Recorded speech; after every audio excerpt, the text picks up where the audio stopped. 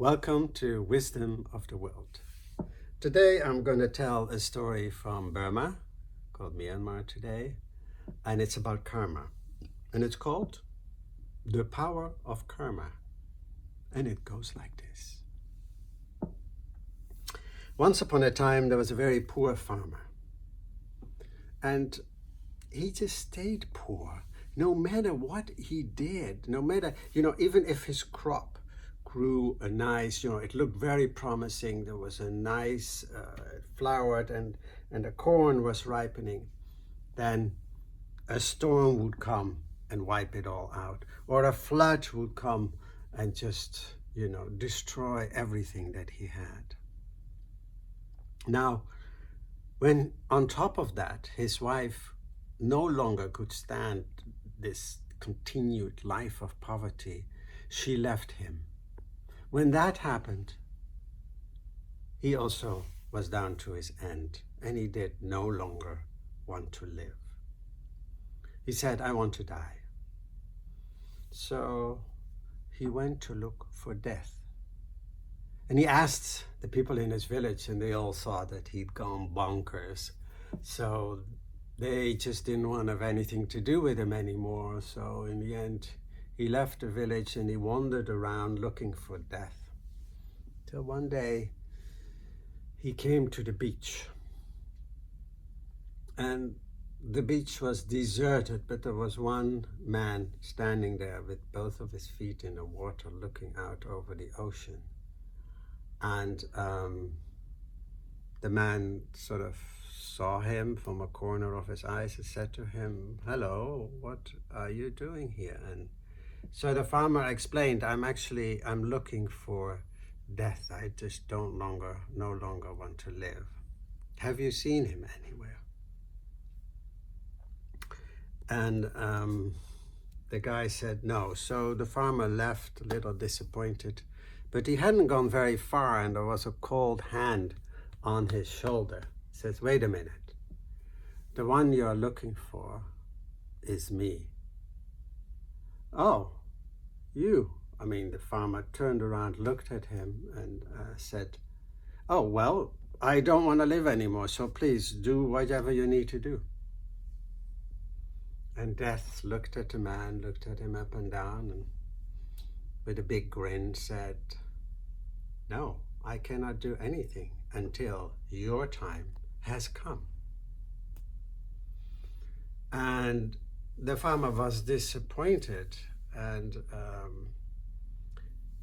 Death said, when your time has come, I will come for you, and nothing that you do will stop me from doing that. So at that time, nothing can stop me. And then he was about to go off, and the farmer said, oh, wait a minute, can you at least tell me the hour of my death? And then Death said to him, well, a week after you leave this beach, you will be a rich man, and you will die exactly to the day 10 years from now.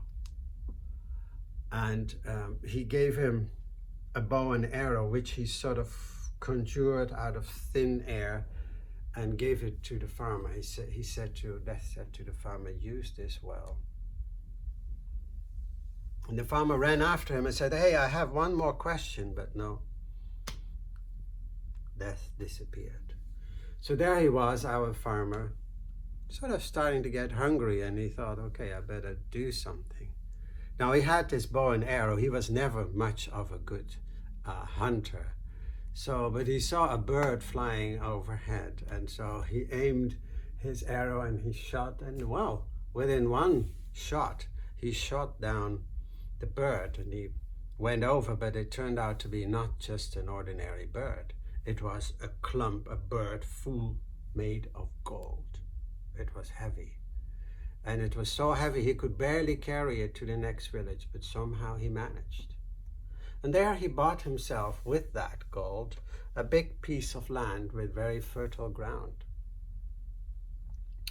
As he was standing on that piece of land, he saw another bird fly over, and he thought, oh, well, maybe I'll give this a try again. And he aimed and he shot his arrow but he missed.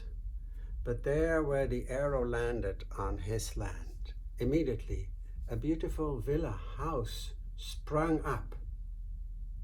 And when he entered it, he saw that it was full of gold and silver, and there were servants there ready to serve him. So he lived there very comfortably. And he was also a very kind and generous man. He gave a lot also away. And everybody in the village liked him and honored him. So he lived his life and he was quite happy.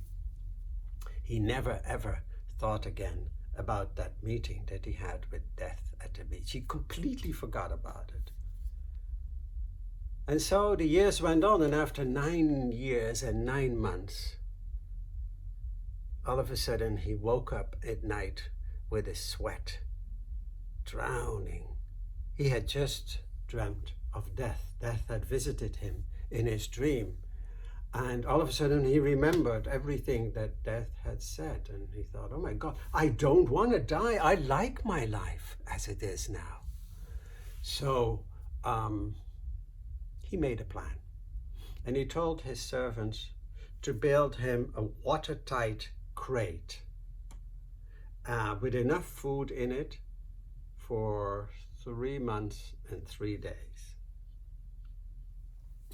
So he had that watertight crate brought to the shore, and it went into the sea. And he still had some doubts at that moment. Is this really what he wants to do? Lock himself up there for 3 months? But he thought, if that's what's needed to escape death, then that's definitely worth it.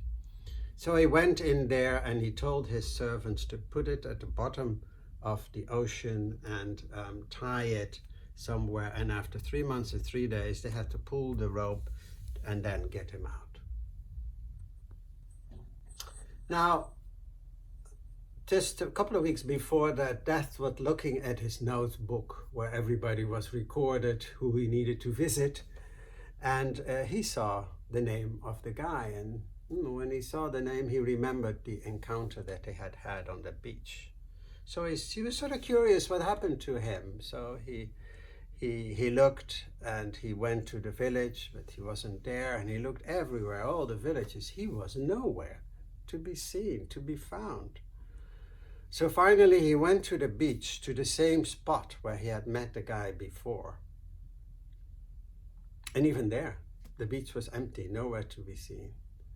So this was just, said, all right, giving up. And so he walked along the beach, and then he tripped over a rope. And he says, which idiot, buries a rope in here, yeah? And so he set out to continue his walk anyhow, but then he turned around. He was actually, why is that rope there? He was quite curious. So he started to pull on that rope, and it was a long rope, much longer than he thought, and much heavier than he thought too. And finally, after a long time, the crate appeared on the shore, and with the waves, the crate came on the beach. Oh, what is this? And he knocked on it, but he didn't hear anything. So he opened the crate, and out stepped our friend, our farmer. And he saw Death. And Death said to him, do you really think that in this way you could escape death? Didn't I tell you? And the man said, please, please, please forgive me. I'll give you all my riches if you just let me live. And Death said, I already explained to you that when your time is come, your time is come. Do you know why? And the farmer said, no. Well, said Death, that's because that is your karma. All your actions in your past lives now have accumulated and led to this being the moment of your death. So,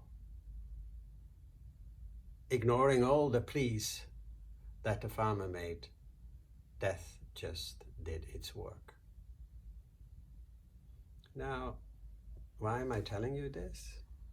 I think whether you believe in God or in karma or in faith or in free will or in nothing, When your time is up, your time is up. Or not. Thank you.